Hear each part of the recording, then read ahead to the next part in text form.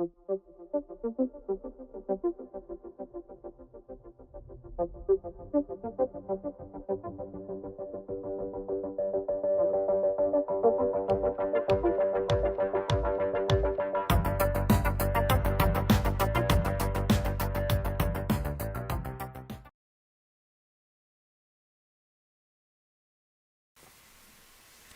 we're now going to start with the first basic law, taking our system formulation and applying it to a control volume, and we're going to begin with the conservation of mass.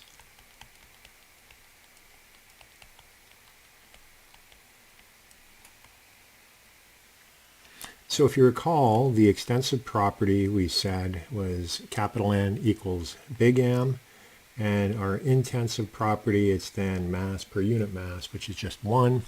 So we can write out our time rate of change equation of our extensive property defined for a system. And we know from conservation of mass, mass can neither be created nor destroyed. So we say that that's equal to 0. And the mass of the system is then defined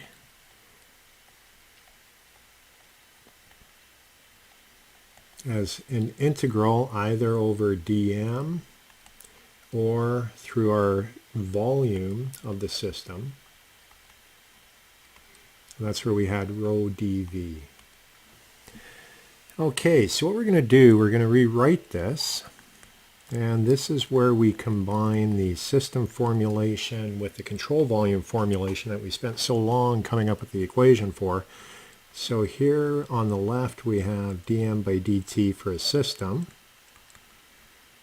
And we said that that is equal to 0. And then on the right hand side it's going to be equal to the control volume formulation.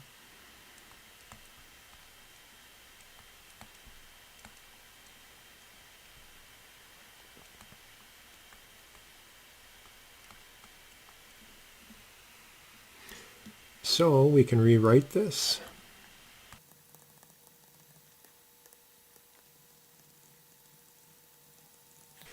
So what that is conservation of mass expressed for a control volume. And so you can see it's relatively easy to come up with our equations now that we have the relationship between the system and the control volume through Reynolds transport theorem. So what we're going to do, we're going to take a look at this equation and a few notes about it. We have a vector here, v dot dA. And so we're going to make a few comments about that.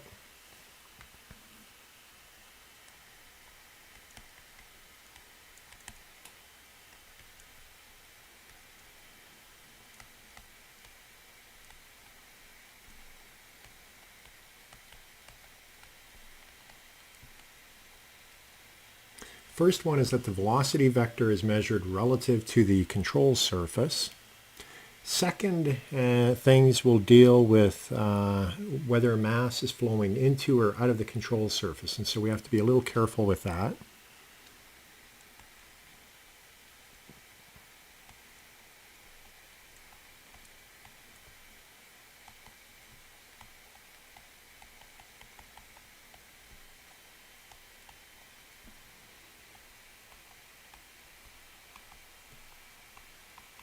And what we can say is that v dot dA, or rho v dot dA, is positive when the flow is out.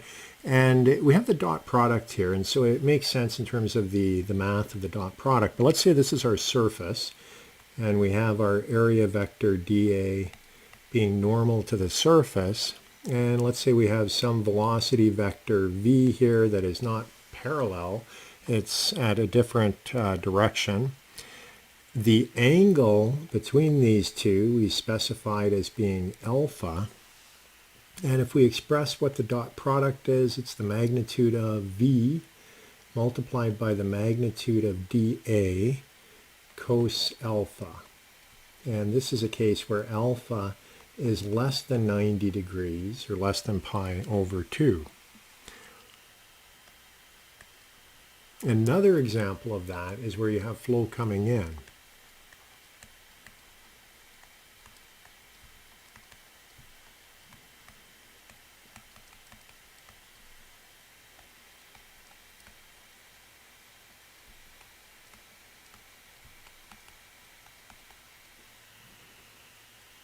So again, drawing our surface, we have one vector, and then we have our area vector on the other side.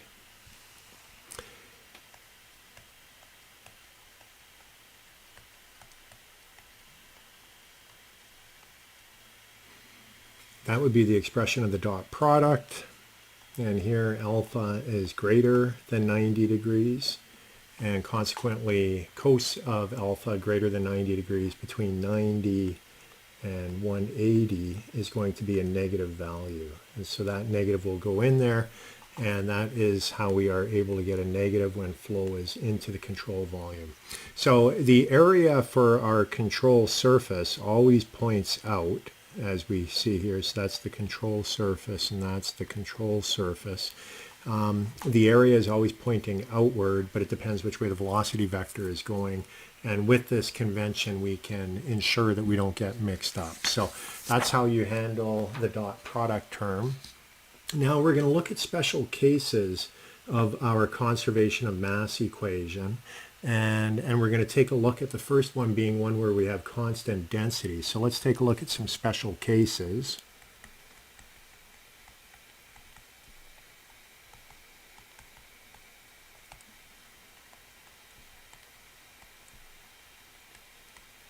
So the first one where density is a constant. Now we call this a special form of flow, and we refer to that as being incompressible.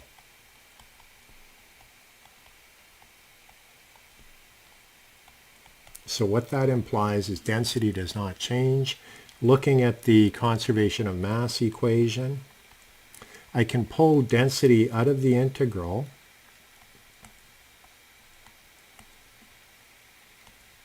For both the control volume as well as the control surface.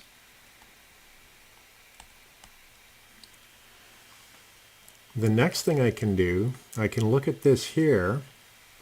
Once we pull the density out, that is just the volume because it's the integral, and the control volume itself does not change with time.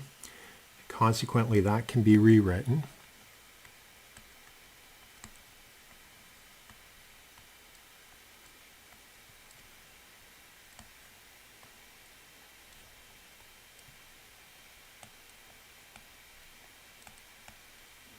Now, the time rate of change of density times the volume, we said it's incompressible, so rho is not changing, our control volume is not changing, so this term actually disappears, and that is because the size of control volume is fixed. So with that, for the case of incompressible flow, what happens is our continuity equation, or mass conservation, reduces to the following form.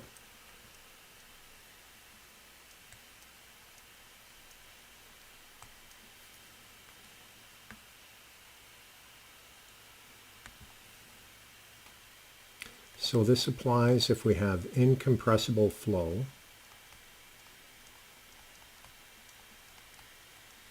And it could be either steady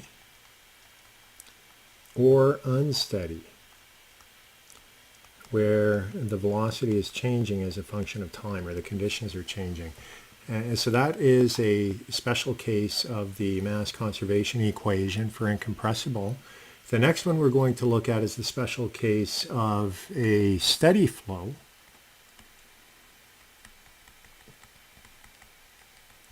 And if you have steady flow, what happens is anything that has a time derivative goes to zero. And consequently with that, the first term in the continuity equation, let me write it out,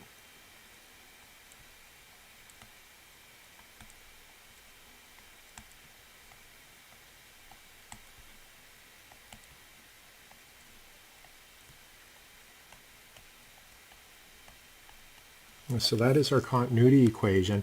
The first term, oops, let me undo that. The first term here, that goes to zero because the time rate of change no longer exists. And what we're left with then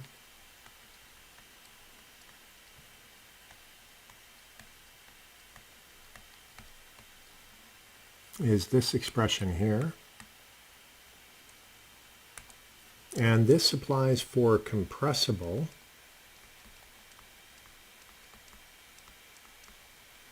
or incompressible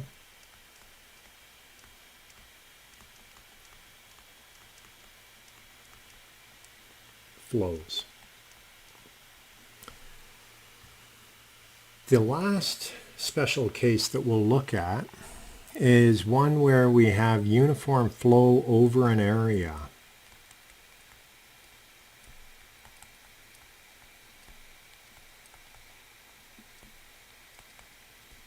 So that would be where the velocity vector does not change. So it's a fixed amount over an area. And looking at our integral that we have in the mass conservation equation. So this is the one over the control surface. And I'm just going to say over some generic area AN. If the velocity is fixed, what we then get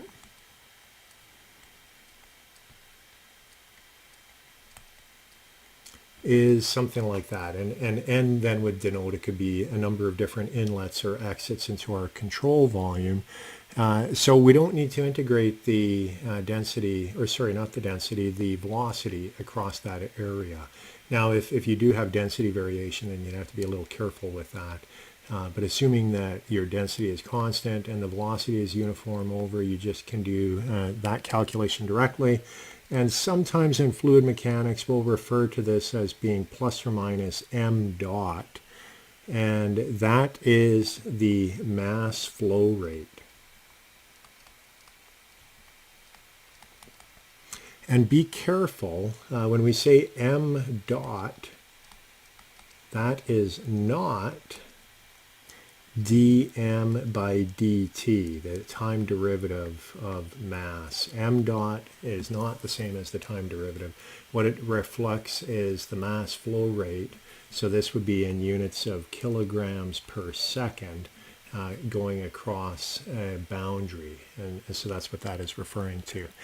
So those are some special cases of the continuity equation. What we're going to do in the next segment is we're going to solve an example problem with the continuity equation applied to a control volume.